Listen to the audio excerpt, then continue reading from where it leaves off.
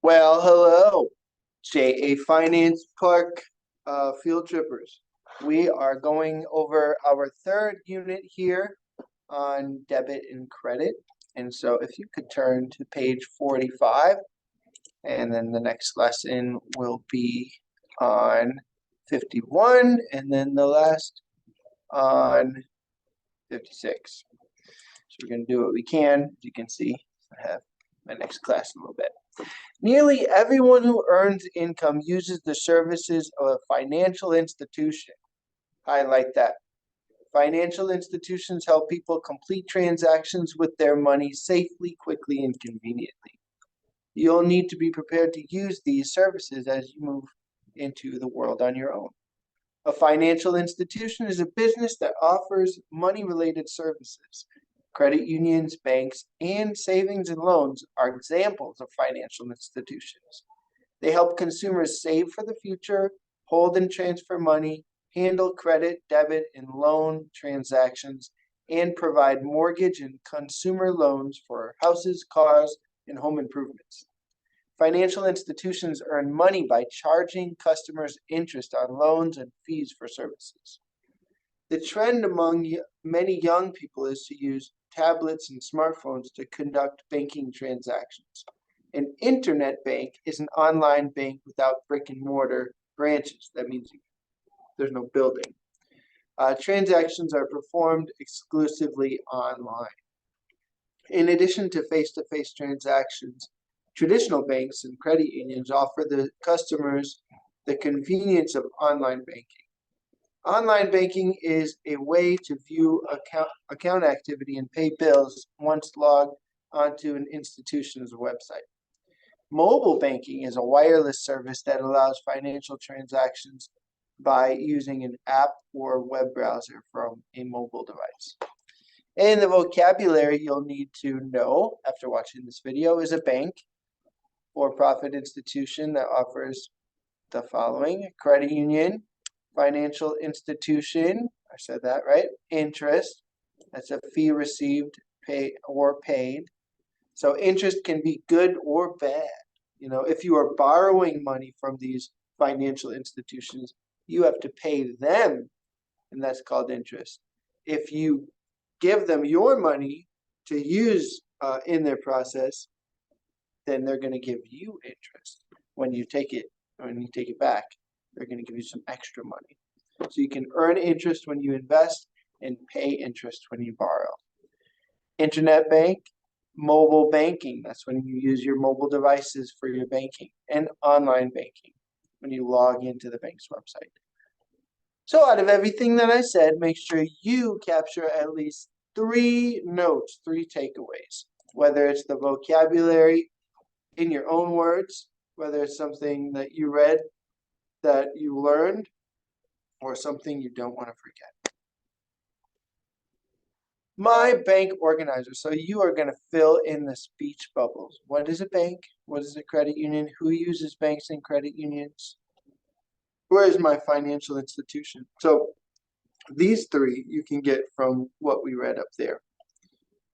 These 3 you have to figure out. So ask your parents what bank they use. What is your favorite service or product that you heard about up here, and why? Maybe it's mobile banking. You know, how do financial institutions help cities, towns, and communities? And so you can research that and fill in all of these bubbles on page 46. Pause the video and then move on.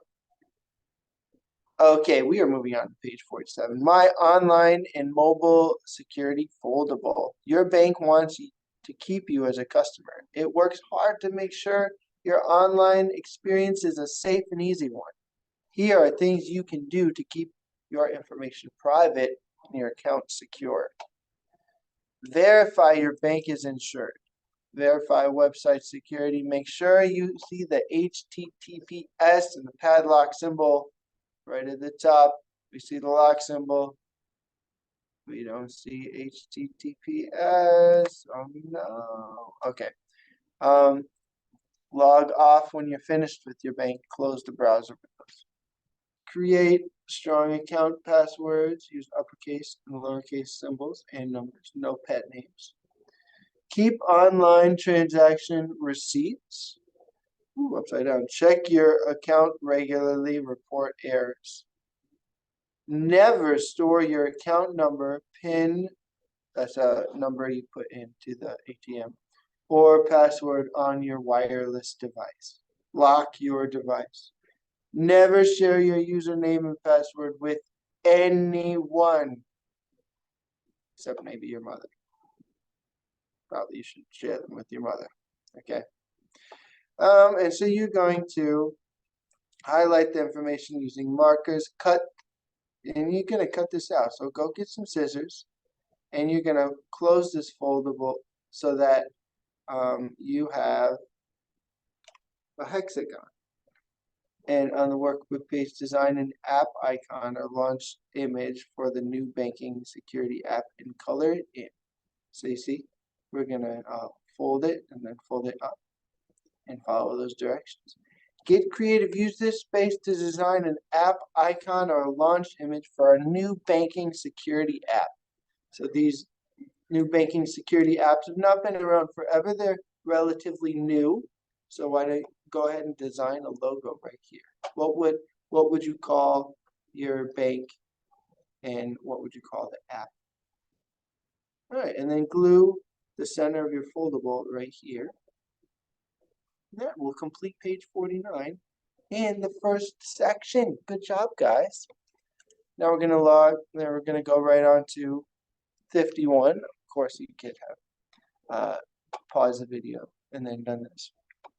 You ready? Debit, credit. Okay, so this is personal spending and savvy shopping. Debit and credit. Have you heard these words? There are advantages and disadvantages to both methods of payment. So we have debit cards and credit cards, right? A debit card allows for an immediate electronic transfer of money from a cardholder's bank, savings, or checking account. A debit card is essentially a paper check, but doesn't require the processing time a check does. Cardholders must have the money in the bank to pay for the purchase. A credit card provides a pre-approved credit. Credit means you are borrowing money and you're going to pay it back later. A credit card allows a holder to buy goods and services now and pay for them later. Danger! Credit cards are not free money, although they feel like it. Money charged to a credit card must be paid back later, like any other type of loan, plus interest if the bill isn't paid in full each month. You got to pay interest. Yeah. So you know that procrastination that you may do with your schoolwork now, that will translate into credit card debt later if you are not responsible. So have good habits. Credit, the ability to borrow money can be a helpful tool when used responsibly. Credit offers many advantages: the freedom to carry small amounts of cash, the opportunity to establish a good credit history, and the ability to track expenditures. Credit also increases financial flexibility, allowing users to enjoy goods and services now and pay for them at a later date. But we do have some vocabulary, and we're starting with bankruptcy. It's a legal process that gives a debtor protection from creditors, but you got to declare bankruptcy. It's not fun. Not that I've done it, but it's not fun. Cash, money in the form of, okay, so you can read the vocabulary here. PayPal, wow, they got their, okay, there's others, but PayPal has paid to be in this book. So out of this, there's a lot of important things here, including why credit could be a good thing. It is a good thing we use credit. And so write down 3 things that you learned right here. Okay. And then we have our advantages, disadvantages, advantages, disadvantages, and a sample credit card statement, and a tally sheet, and credit scenarios. A lot of good stuff here. So we better go through it. All right. You ready?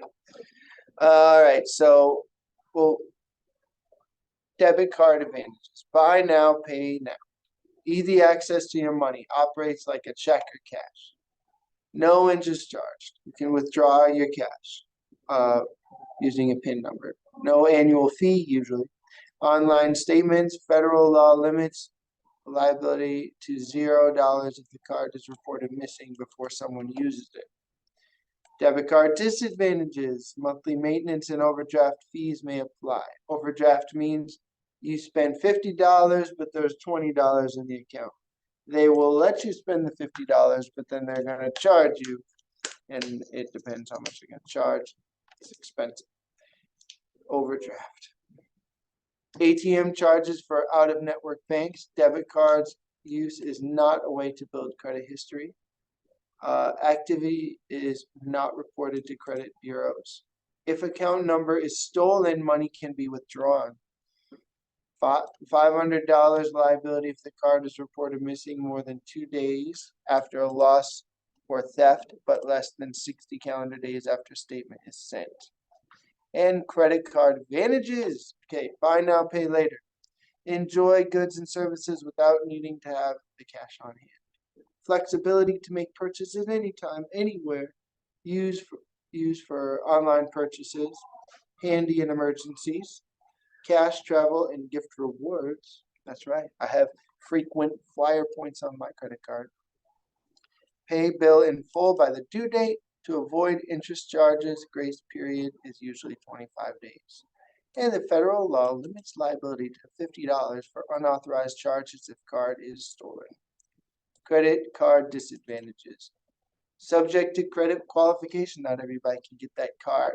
Annual fees may apply. Terms, rates, and fees are changeable. Interest is usually charged on unpaid monthly balances. The interest rate, APR, carries over on balances from one billing cycle to the next. And rates vary and will depend on credit worthiness, debt, income, credit score, and payment history.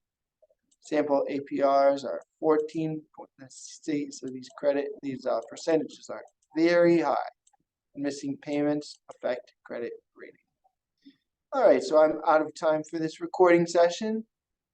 On the next video, we will start with a sample credit card statement. But for now, you should have up to 52 all done, and I'll see you in the next session. Bye.